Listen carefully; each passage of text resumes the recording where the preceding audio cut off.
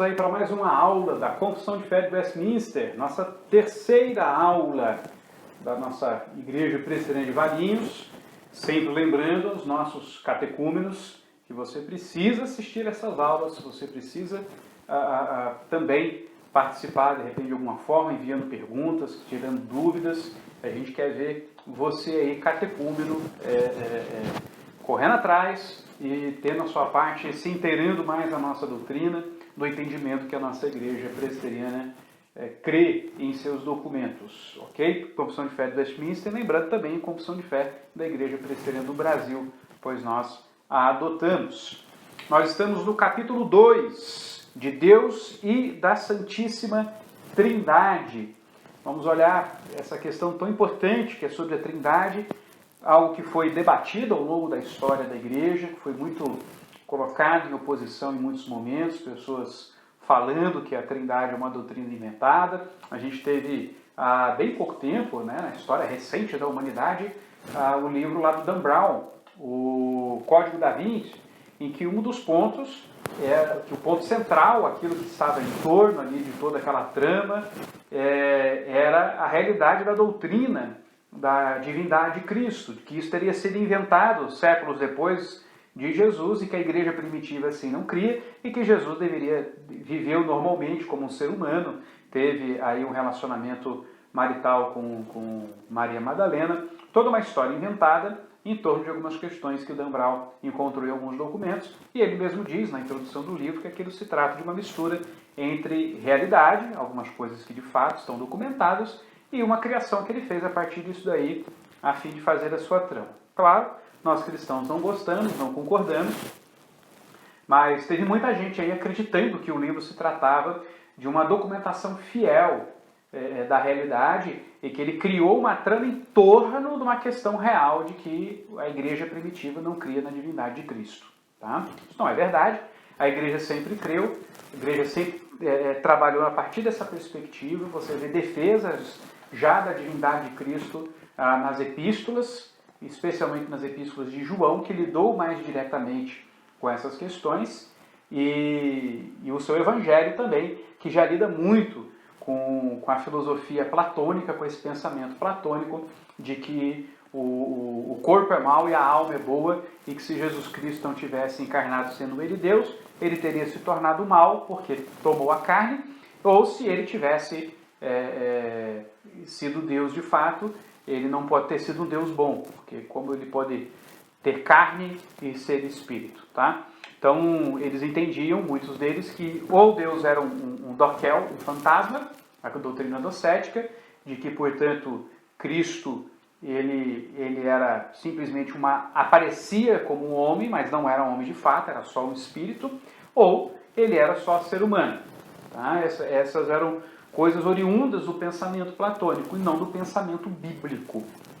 Então, João já combatia isso, já defendia essa dupla natureza de Cristo, ou seja, Cristo tinha duas naturezas e, por isso, ele poderia nos representar e, ao mesmo tempo, representar várias pessoas no mesmo instante, num só sacrifício.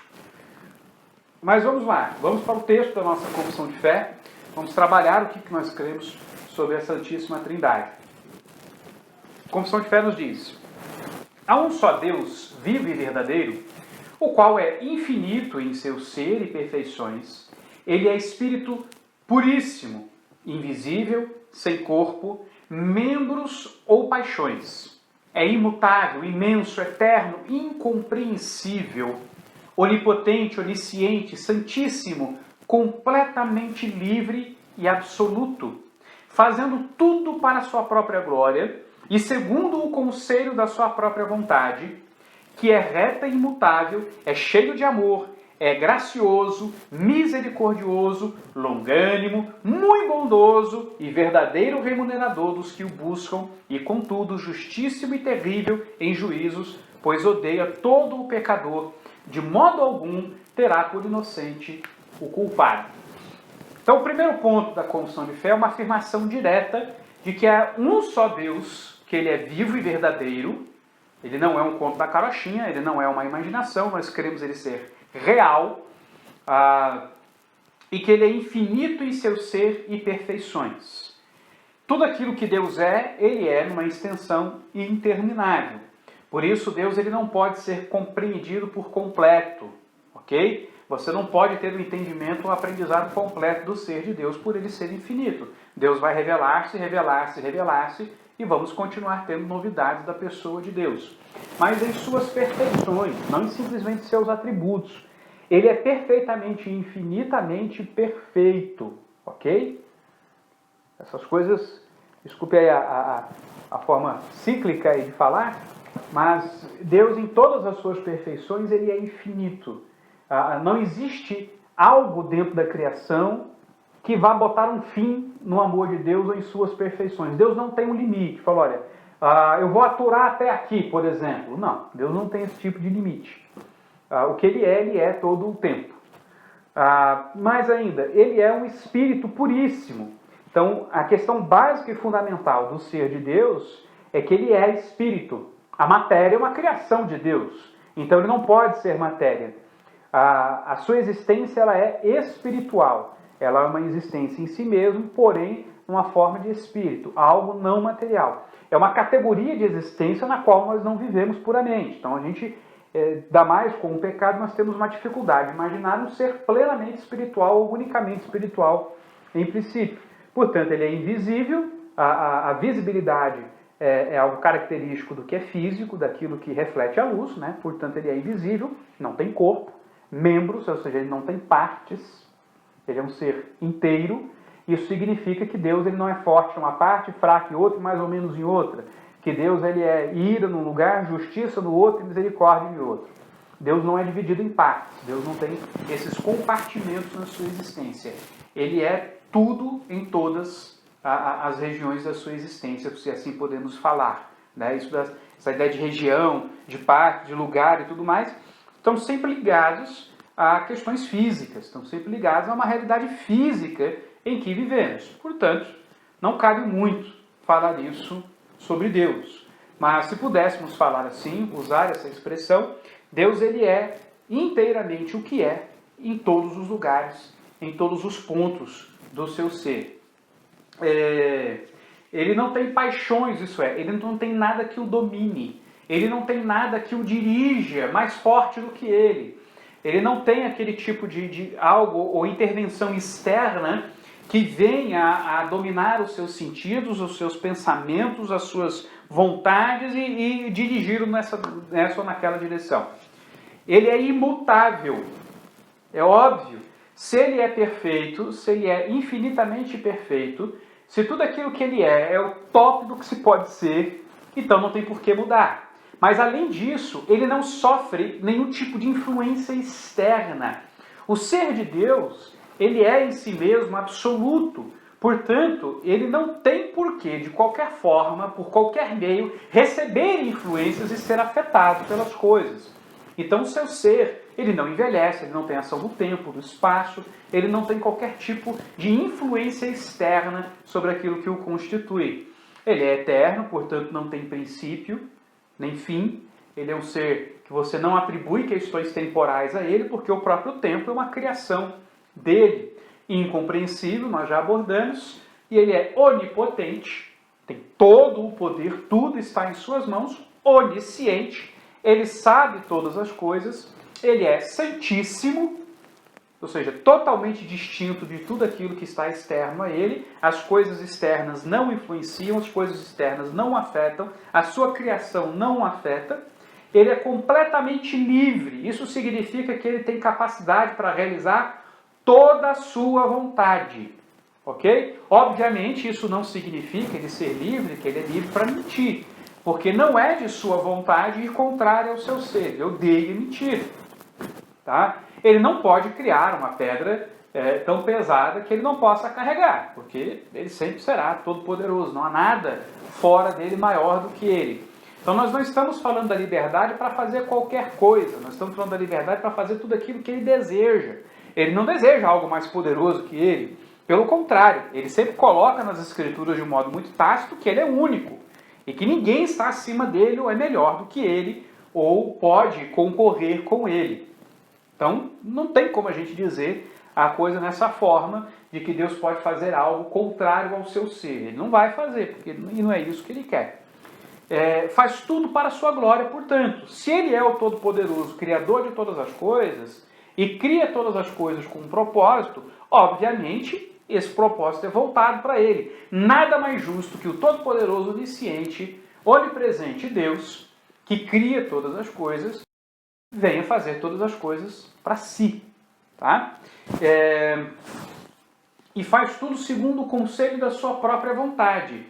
Ele não pergunta para ninguém o que ele quer fazer. Ele não pergunta para ninguém qual é a sua opinião. O que você deseja nesse sentido? Ele não tem motivações que sejam externas a ele, de modo que ele fique pensando e perguntando para as pessoas: olha, o que você quer que eu faça nesse ponto ou nesse outro ponto? Mais ainda, ele faz tudo segundo o conselho da sua vontade, que é reta e imutável. A vontade do Senhor é o que deve ser e ela não pode ser alterada de forma alguma. A vontade do Senhor ela não pode ser mudada porque ela é o que deve ser. Isso é muito importante nós compreendermos, porque a confissão de fé ela está desenvolvendo um raciocínio sobre o ser de Deus que não vai deixar margem para que a criatura participe do planejamento ou do desenrolar dos fatos no sentido de propósito, na direção que ele está indo. Tá? As coisas vão para onde Deus quer que elas estejam indo. E só vai ocorrer aquilo que Deus quer. Porque tudo aquilo que nós vivemos e nós temos aqui é feito pela reta vontade de Deus.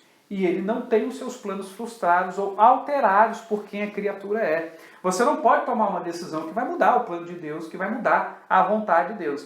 Deus é que pela sua vontade muda a nossa vontade, orienta e dirige a nossa vontade.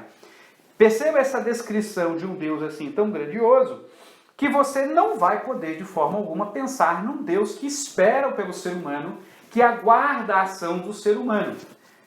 Isso seria um Deus diferente do que a confissão de fé está descrevendo. Ele é gracioso, ele é cheio de amor, ele é misericordioso, longânimo, bondoso, verdadeiro, remunerador, ou seja, ele dá bênçãos. São todas características relacionais. Então você vê características de Deus em si mesmo que o classificam como um ser absoluto, um ser que existe a partir de si, que não depende de outra coisa para existir, que não tem outra realidade que o englobe de um modo que ele venha como resultado dessa realidade, ele é a própria realidade, mas nós estamos vendo aqui também que Deus tem características relacionais. Ele é um Deus que cria, não é à toa, ele se relaciona com sua criação. Ainda que na eternidade ele se relacione com a Trindade, com o Pai, com o Filho, com o Espírito e assim por diante, ele é um ser que também manifesta e demonstra características de relacionamento com a sua criação. Ele é bondoso com a sua criação, ele é amoroso com a sua criação, ele é gracioso, misericordioso.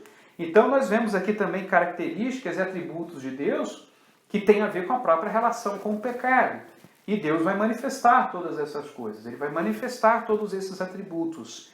Mas ele também é um Deus justo, terrível em seus juízos, ele não tem por que voltar de suas decisões. Ele não tem razão para se desfazer de suas decisões. Ainda que você venha pegar textos como aqueles em que Deus ameaça o rei de matá-lo e esse rei se arrepende, Deus então não vai fazer o mal, até textos que falam que Deus se arrepende. A gente sabe que são formas de se tratar, um direcionamento de Deus quanto à sua palavra, porém uma mudança na sua atitude. Essa mudança não é causada pelo rei, por exemplo, quando ele avisa o rei, se eu não me falha a memória, o rei Acabe.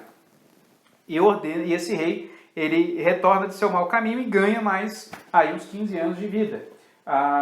Foi Deus quem moveu Acabe ao arrependimento. Não foi o arrependimento de Acabe quem moveu Deus. Foi Deus quem estabeleceu a condição e aquela condição mudou o coração de Acabe, mudou a situação. Okay? Então, mesmo em textos assim, nós vemos Deus movendo as pessoas e não as pessoas movendo Deus.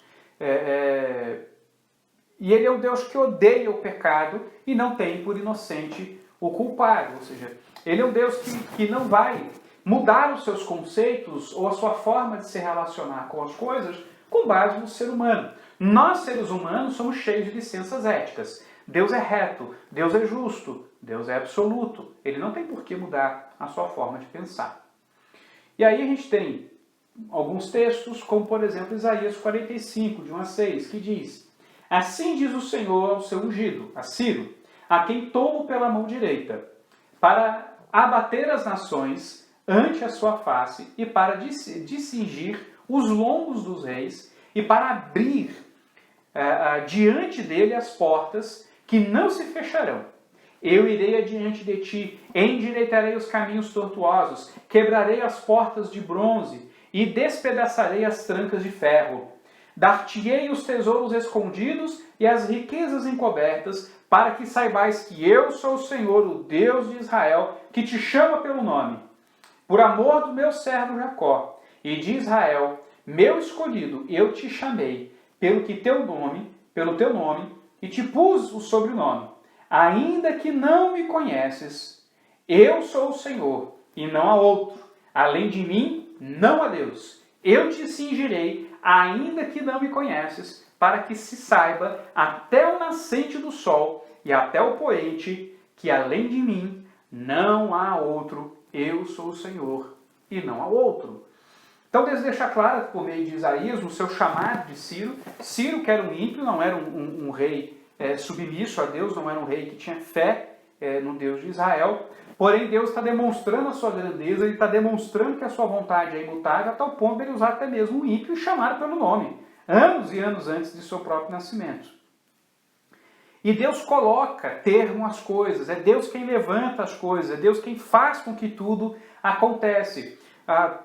Perceba que Deus não está colocando qualquer prerrogativa no ser humano para que a realidade se estabeleça. O ser humano ele vive a realidade estabelecida por Deus. E o próprio Ciro está sendo informado disso, que ele como rei, ele como soberano de uma nação, está nas mãos de Deus. Imagine réis plebeus como você e eu, correto?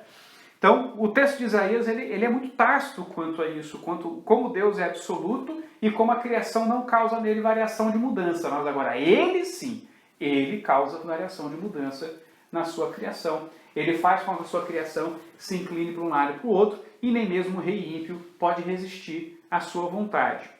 Diz ainda também em Êxodo 3,14: Disse Deus a Moisés: Eu sou o que sou. Disse mais: Assim dirás aos filhos de Israel: Eu sou, me enviou a vós outros.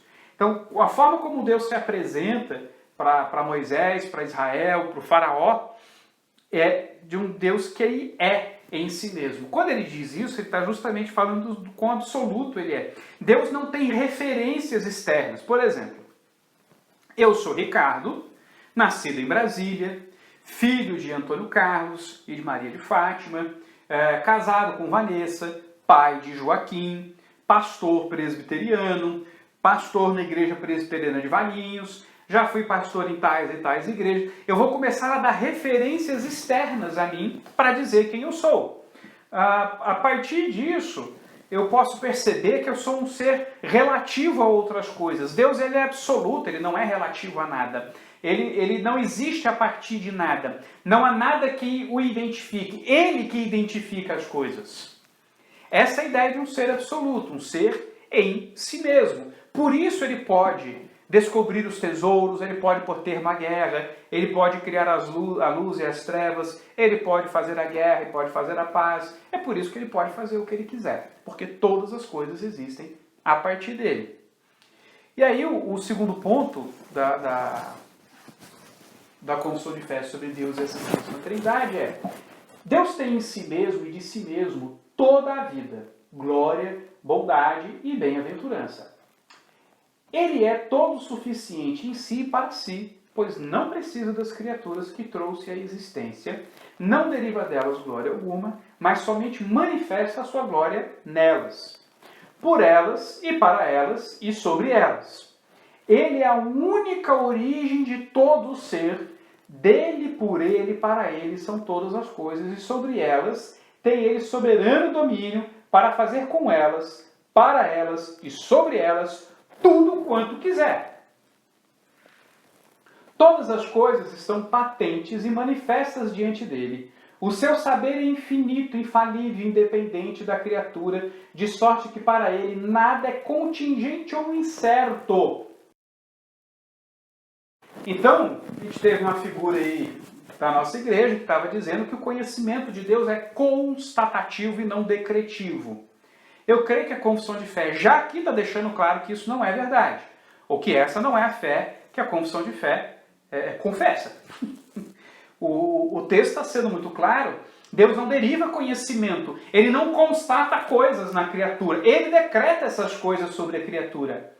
É Ele quem produz conhecimento. Deus não adquire conhecimento. Tá? Ele que tem domínio sobre todas as coisas para fazer o que quer sobre todas as coisas. De modo que nada é incerto para Ele. Deus ele não vem constatar ou dizer o que pode ser, o que não pode ser. Tá? Também a ideia molinista, uma ideia de que Deus conhece todas as possibilidades, não é bem assim. Não existe um futuro contingente ou incerto para Deus. Lembrando, contingente, aquilo que não é necessário, e incontingente, o que é necessário. O que necessariamente vai acontecer.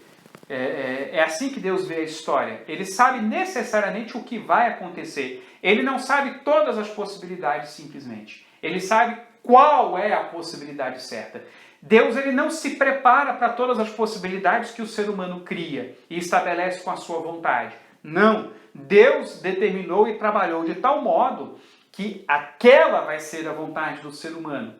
É isso que a confissão de fé está trabalhando aqui. Deus ele não tem um conhecimento das contingências. Ele sabe qual é a incontingência. Ele sabe qual é o caminho. Porque foi Ele quem estabeleceu. Ele é o provedor de todas essas coisas. Ele não é receptor de coisa alguma. Ele é santíssimo em todos os seus conselhos. Ou seja, se Ele quer o que quer, se Ele estabelece como estabelece, isso é santo. Isso significa que a santidade de Deus não é relativa de sua relação com a criação. A santidade de Deus é absoluta no seu próprio ser. Não importa o que acontece na criação, o modo como ele se relaciona com a sua criação. Ele é santo. Ele não deriva santidade, ele não deriva atributos da sua criação. É tudo a partir dele mesmo. E em todas as suas obras, em todos os seus preceitos. Então, não há possibilidade que Deus seja pecador, tenha sombra de variação nele ou qualquer trevas nele. Certo? Mas ele se envolve com a sua criação, onde há trevas. Da parte dos anjos e dos homens e de qualquer outra criatura, lhes são devidos todo o culto, todo o serviço e obediência que ele há por bem requerer deles. Então, vejamos aqui que diante de quem é Deus, diante de quem é o Senhor, lá na frente teremos um ponto sobre o culto, lá no finalzinho da confissão de fé, a própria realidade do ser de Deus e o entendimento que nós temos desse ser requer então como consequência que prestemos culto, que toda a criação se curve ao seu Criador. Não há qualquer possibilidade de que uma pessoa esteja isenta diante de quem Deus é, de lhe prestar o devido culto. Certo? E aí alguns textos para nós pensarmos. Texto de Romanos, capítulo 11, verso 33 a 36, nos diz: ó profundidade da riqueza, tanto da sabedoria como do conhecimento de Deus. Quão insondáveis são os seus juízos e quão inescrutáveis os seus caminhos. Quem, pois, conheceu a mente do Senhor? Ou quem foi seu conselheiro? Ou quem primeiro deu a ele para que ele venha a ser restituído? Porque dele, por meio dele e para ele são todas as coisas, a ele, pois, a glória eternamente. Amém. O que Paulo está mostrando aqui? Primeiro é que ele ficou maravilhado. Ele olha para quem é Deus, para aquele plano de salvação perfeito, justo e santo que Deus estabeleceu na pessoa de Cristo Jesus, a justificação pela fé, e fala, né? Isso é uma expressão de que ele está impressionado. Ele contemplou de fato essa realidade sobre o ser de Deus. E faz uma afirmação muito simples aqui. Por que Deus tomou conselho? Por que Deus é tão sábio? Por que o plano dele é tão perfeito? Porque esse plano é dele. Porque ele não tomou conselho com ninguém, porque qualquer outro ser que não ele fosse dar um conselho a ele, não seria um conselho tão bom quanto o que ele define.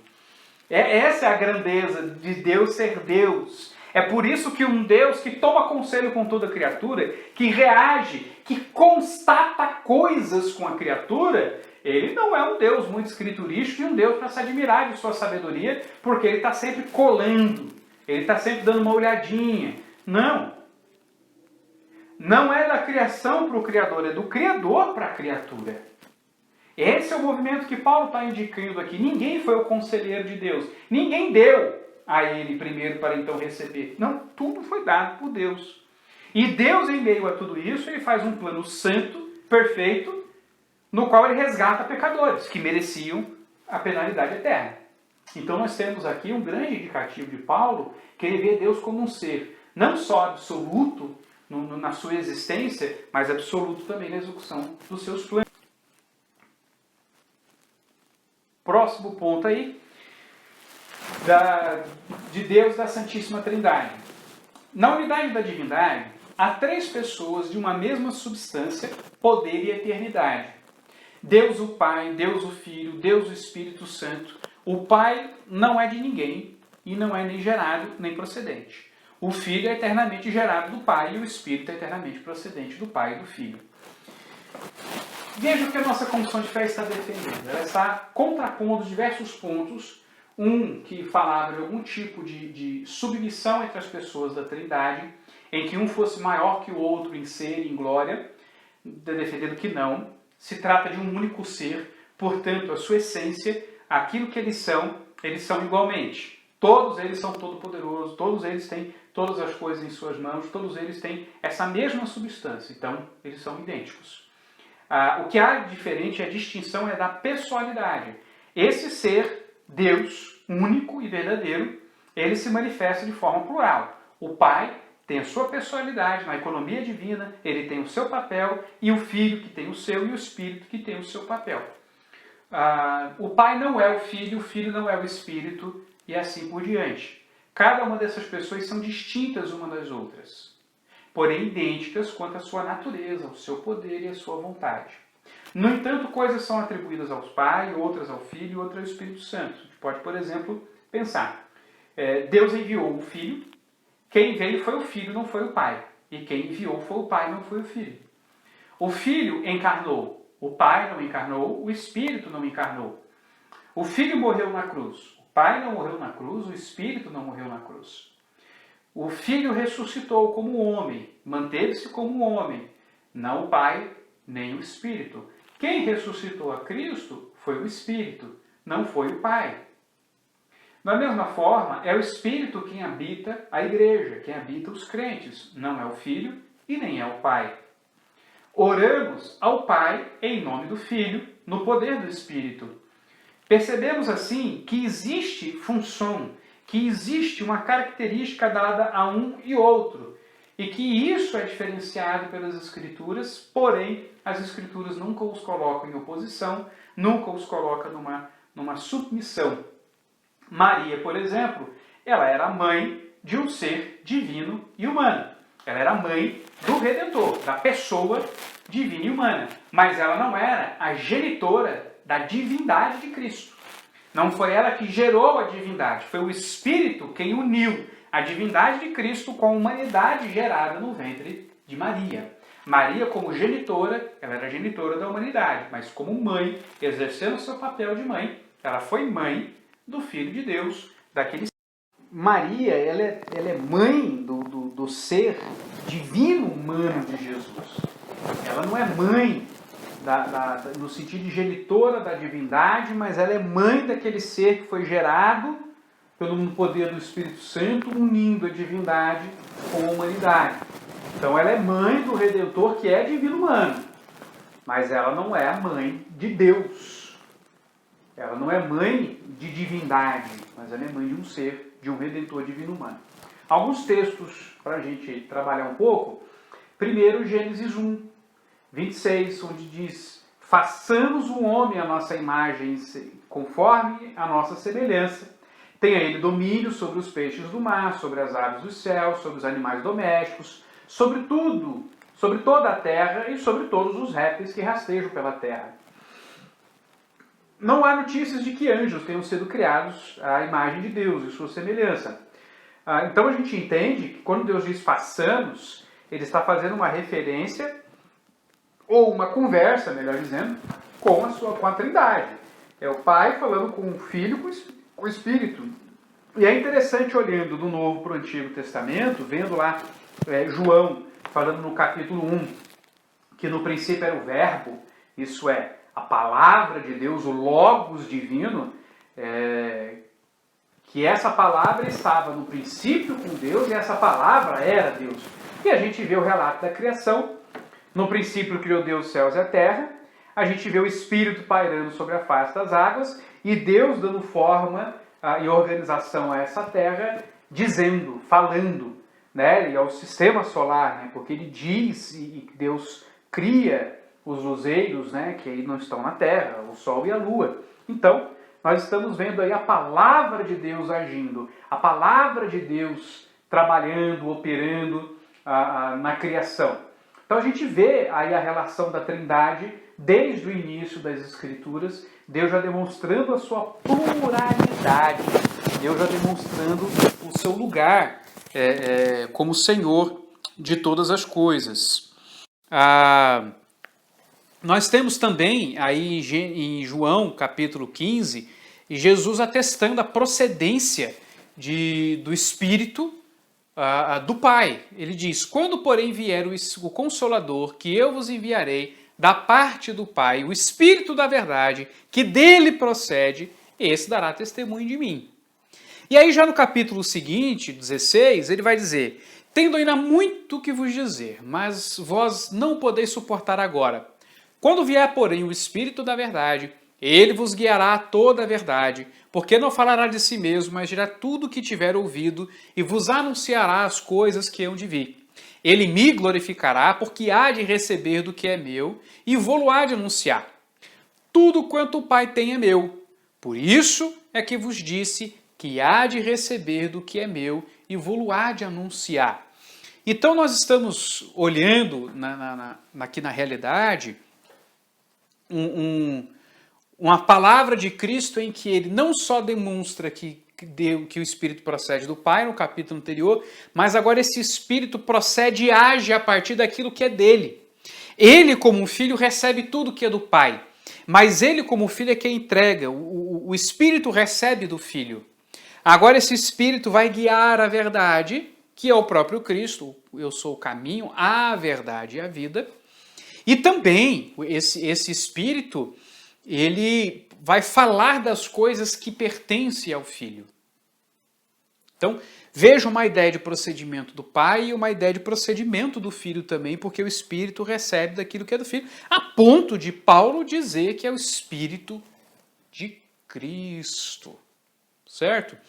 Então, esses textos, eles demonstram essa relação de procedência e de filiação. Um filho que recebe tudo, porque ele é filho, ele é herdeiro. E o Espírito que recebe do Pai e do Filho, porque deles é procedente.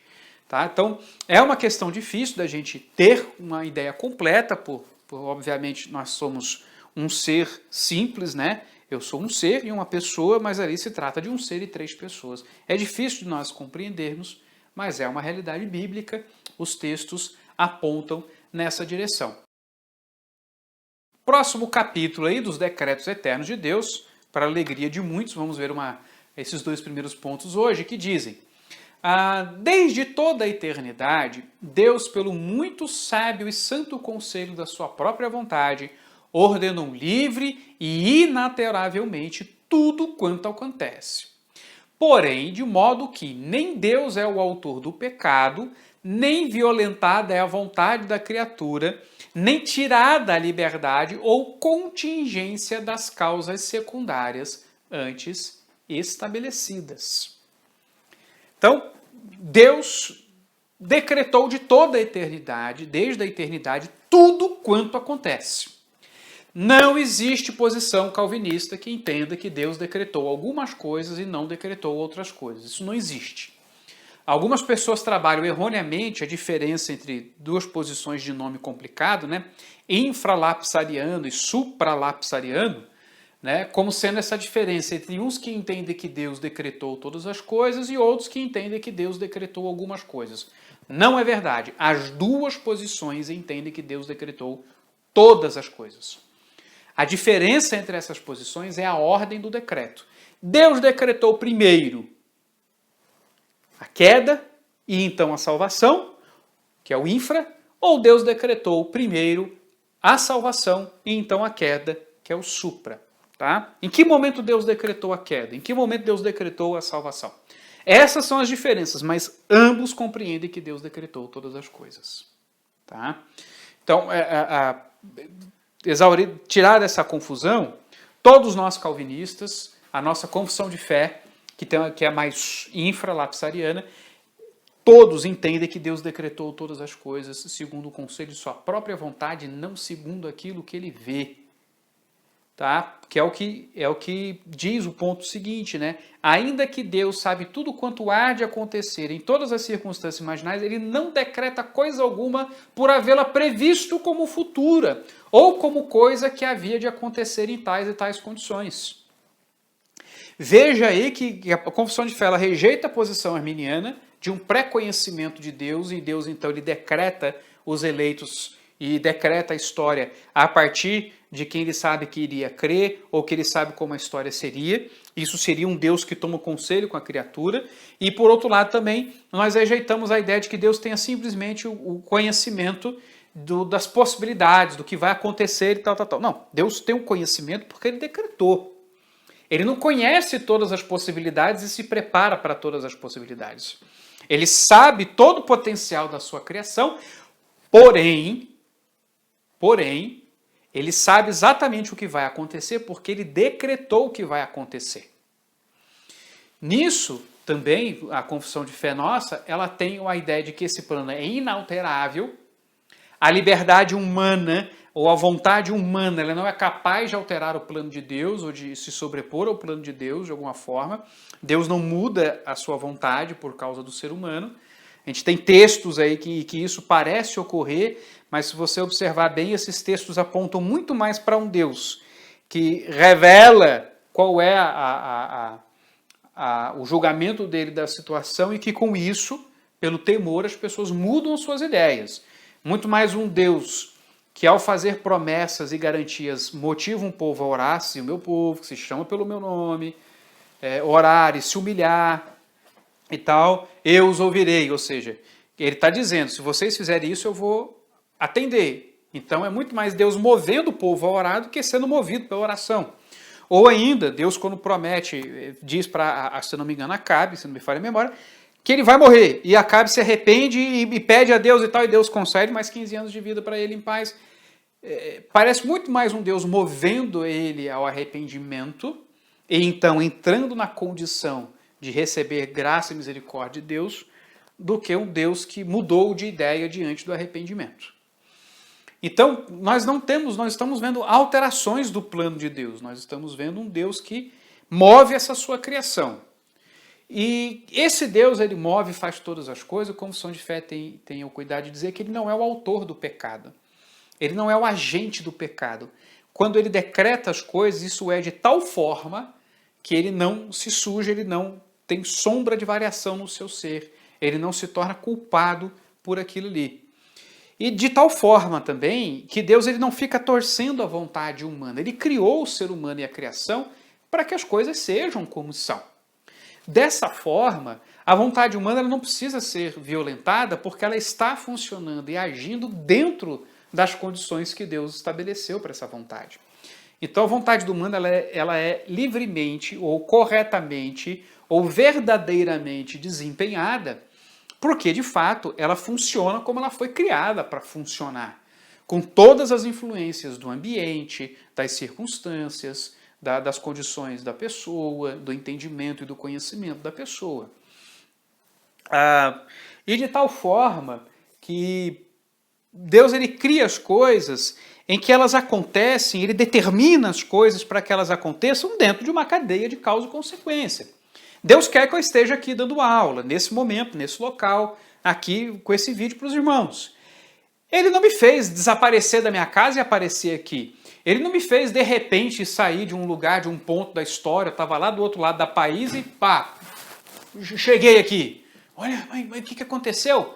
Não, eu estou aqui por decisões, por pegar um carro, por seguir um caminho, por percorrer coisas que uma após a outra conduzem a esse resultado que nós estamos tendo de eu estar aqui. Então, não existe essa coisa de pá, apareceu. Não. Deus ele estabelece para que tudo ocorra dentro dessa relação de causa e consequência.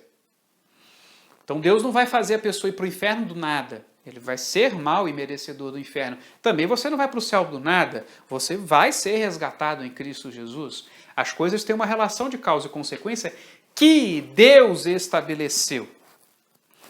E aí a gente tem aquela ideia do compatibilismo, que a gente coloca assim, olha, a gente entende a verdade da soberania de Deus e da responsabilidade humana como linhas paralelas, que se encontram no infinito.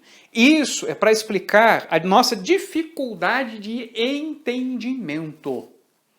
Não está dizendo que a soberania e a responsabilidade humana são coisas paralelas, ou que elas existem paralelamente. Não.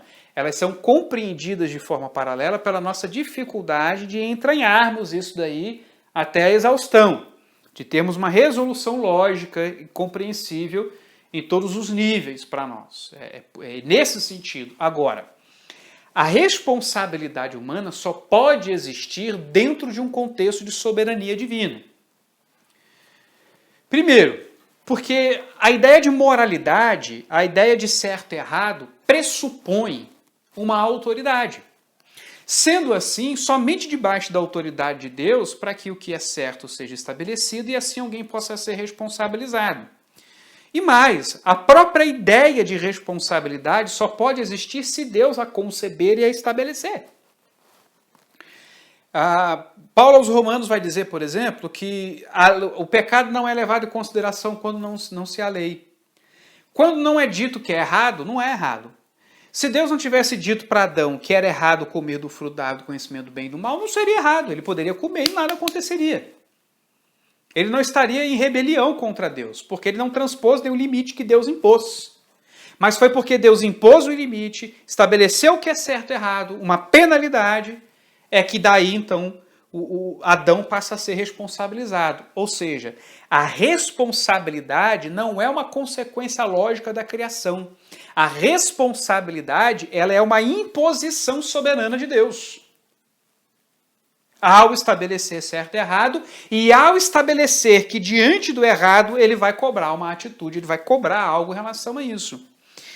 E uma outra questão também é que essa relação de responsabilidade ligada ao ato é uma relação de causa e efeito, por assim dizer, estabelecida por Deus. Se Deus estabeleceu a responsabilidade diante do estabelecimento de uma moralidade, de que algo é errado ou certo, isso significa que a responsabilidade ela só pode existir dentro dessa relação que Deus criou de causa e efeito na criação. Foi porque Deus estabeleceu que uma coisa leva a outra, e aí Deus disse que por isso você é responsável, que nessa situação você é responsável, é que você se torna responsável. E, em último, você vai perceber também que a sua vontade ela está relacionada a um mundo criado de tal forma e ao seu derredor, né, e a própria condição que são estabelecidas por Deus. Você só tem vontade, a sua vontade funciona do modo como Deus estabeleceu. Se Deus não tivesse dito como a sua vontade se relaciona com as coisas, como as coisas se relacionam com você, e como isso tudo está ligado, como se não existisse toda essa conexão dada por Deus, não haveria como estabelecer responsabilidade. E a responsabilidade ela está estabelecida de tal modo que ela está ligada ao fato de que nossa vontade está ligada ao ato. Tanto que Deus nos responsabiliza pelas nossas companhias. Salmo 1 vai nos lembrar, para não andarmos em más companhias, para escolhermos e ficarmos longe dos pecadores, dos escarnecedores. e para nós nos aproximarmos da palavra de Deus, produzirmos bons frutos. Tudo isso é extremamente necessário para que se haja responsabilidade e escolha da nossa parte. Nós vamos fazer uma escolha real, nós vamos ser influenciados pelas pessoas com as quais nós convivemos, nós vamos ser influenciados pelo clima, nós vamos ser influenciados pelas condições que estamos vivendo, e isso tudo vai direcionar a nossa escolha. Você tem a sua limitação pelo próprio outro ser humano, que vai fazer uma escolha que pode interferir na sua escolha, e você vai reagir a isso. Então perceba como as coisas estão intrinsecamente ligadas e te influenciam. E o próprio Senhor Jesus vai nos lembrar que do coração procede os maus desígnios. E isso significa que quem você é influencia o que você faz. E é aí que Deus impõe a responsabilidade. Então perceba a soberania de Deus em estabelecer critério, perceba a soberania de Deus em criar uma relação entre as coisas para que esse critério possa entrar, e coloque como Deus também estabeleceu soberanamente a relação entre um fato e outro, criando essa cadeia de causa e consequência, tornando assim possível o exercício da responsabilidade do conceito que ele criou. Ou seja, a responsabilidade é uma condição que Deus colocou soberanamente. A soberania de Deus é uma condição para a responsabilidade humana, necessária. Sem um Deus soberano não existe responsabilidade. Então a gente precisa entender isso. Você não pode colocar em oposição Deus ser completamente soberano e o ser humano ser responsável. A diferença é que para nós livre-arbítrio não existe. Para nós não existe essa liberdade humana, essa liberdade autônoma da vontade que nós iremos ver mais para frente. Para nós, a nossa vontade, ela está debaixo da vontade de Deus. Ela não está emparelhada com a vontade de Deus. Você não pode imaginar que quando a gente fala de vontade de um Deus soberano, criador de todas as coisas, que nós estamos falando nos mesmos termos ao falarmos da responsabilidade de um ser humano criado. Não faz sentido. É óbvio que são termos diferentes. É óbvio que uma vontade não está no mesmo nível da outra a ponto de concorrer e interferir, de modo que Deus, para nos dar a liberdade, para agirmos, para termos vontade verdadeira, ele tenha de abrir mão de parte de sua soberania. Isso é absurdo. Não é mais um Deus absoluto, porém um Deus relativo. Entenda qual é a questão de por que um calvinista crê que Deus determinou todas as coisas. E aí alguns textos são interessantes, né? A gente vê lá, por exemplo, Deus trabalhando a vida de Faraó. Em Êxodo 9:7 diz, Faraó mandou ver, e eis que do rebanho de Israel não morrera nenhum sequer. Porém o coração de Faraó se endureceu e não deixou o povo ir. Versos seguintes, 5 versos seguintes, verso 12, porém o Senhor endureceu o coração de Faraó, e este não os ouviu, como o Senhor tinha dito a Moisés. O texto diz as duas coisas, tanto que o Faraó se endureceu, ou seja, o Faraó ele olha a circunstância, e aquela circunstância causa um efeito nele, diante de quem ele é, diante de sua personalidade, diante de suas condições, e ele toma uma decisão. Ele se torna duro e ainda assim não deixa o povo ir. Mas o texto diz também que o Senhor endurece o coração do Faraó. E, interessantemente, Paulo vai falar em Romanos 9, somente que Deus endureceu o coração do Faraó. Por quê? Porque Paulo está tratando das causas últimas. Paulo está tratando da soberania de Deus, do fato de que Deus escolhe o que ele quer. E ele não quis ter misericórdia do Faraó e endureceu o coração do Faraó. Alguns vão argumentar que Deus não colocou a maldade, não endureceu o coração do Faraó para que o Faraó fosse mau e fizesse o que era mal. Mas que Deus, porque senão Deus seria o culpado dessa maldade do Faraó. Mas que Deus tão simplesmente, usando a maldade do Faraó, colocou ainda mais peso, endurecendo ainda mais o coração do Faraó. Ora, isso também não faz sentido e só empurra o problema para o outro lado. Porque se Deus não pode determinar que o Faraó seja endurecido e assim, porque ele vai se tornar culpado, e Deus então não vai poder responsabilizar Faraó, da mesma forma Deus não vai poder responsabilizá-lo com esse peso a mais, porque esse peso a mais veio do endurecimento de Deus, continua sem fazer sentido. Não soluciona o problema, só coloca ele num outro ponto. A gente só tem que mudar a forma de falar o mesmo problema. Agora, o que soluciona o problema? Eu reconhecer que a Escritura não exime Deus dos acontecimentos. Que a Escritura não separa Deus da existência do mal, das atitudes más humanas. Ele é a causa última, no fim das contas. Porque se Deus não tivesse criado como Ele criou, as coisas não seriam como são. A própria realidade da eternidade, em que não haverá mais choro e ranger de dente, não haverá mais queda, não haverá mais pecado, demonstra que Deus sabe fazer um mundo em que não há queda. A pergunta é, por que Deus fez um mundo caível, corruptível, enunciou o que é mal e disse como o mal afeta esse ser humano? Isso, para mim, é criar. Então, Deus, de fato, ele cria o mal, mas ele não é o autor no sentido de ator, daquele que pratica o mal, mas ele deu espaço para o mal, enunciou o mal e planejou para que o mal todo tivesse um papel na sua criação e na manifestação da sua glória. Então, o faraó é um exemplo claro disso aí, que Paulo vai dizer: Deus faz o que quer com o que é dele. Ele faz o que quer, ele tem misericórdia de quem quer. Se ele quer endurecer, ele endurece. Se ele quer fazer um vaso para honra, ele faz. Se ele quer fazer um vaso para desonra, ele faz. O pressuposto de Paulo é que ele é criador, e como criador, você não pode dizer que existe algo que não esteja em suas mãos. Porque se não estiver em suas mãos, é igual a ele. É independente dele. É independente de sua criação. E não pode ser destruído ou afetado por ele. Tá? Essa é a dificuldade.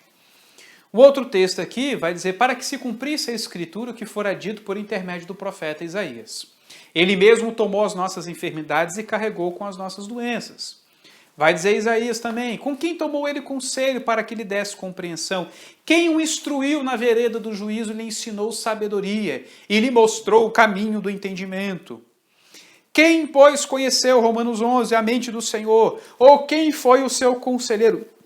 Todos esses textos estão falando da primazia do conhecimento de Deus. A ponto de que Deus, por meio do profeta, disse o que aconteceria com o seu filho.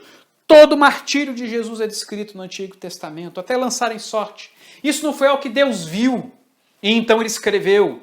Isso é algo que Deus diz o que vai acontecer, porque ele não toma conselho. Deus, ele não prevê o futuro, ele cria o futuro, ele diz como as coisas vão ser, para deixar claro ao ser humano que ele está no controle. Jesus insistentemente falou com os seus discípulos: eu sei que essas coisas vão vir e vocês vão fugir. O que Jesus estava dizendo? Por que ele estava dizendo isso? Eu estou falando para que saibais que eu sei que as coisas são assim. Então tenham tranquilidade, como quem diz: eu nunca dependi de vocês, eu nunca esperei outra coisa de vocês. Eu estou no controle da situação. Eu estou dirigindo essa situação. Então, a nossa confissão de fé, ela está declarando com todas as letras que Deus decreta todas as coisas, todos os acontecimentos, inclusive as coisas terríveis, mas sem ser o autor dessas coisas. E é muito complicado você colocar em oposição a soberania de Deus com a responsabilidade do homem, porque essas coisas elas não estão concorrendo, essas coisas elas só existem uma por causa da outra. Tá ok? Mande sua pergunta, quem sabe a gente começa a próxima aula respondendo algumas perguntas, trabalhando um pouco mais, são pontos difíceis, obviamente alguns pontos da nossa confissão de fé a gente vai andar mais rápido, outros de uma forma mais vagarosa e tentando explicar com maior profundidade. Tá ok? Deus te abençoe, tenha um bom domingo e espero que você também participe do culto mais tarde com sua família. Até lá!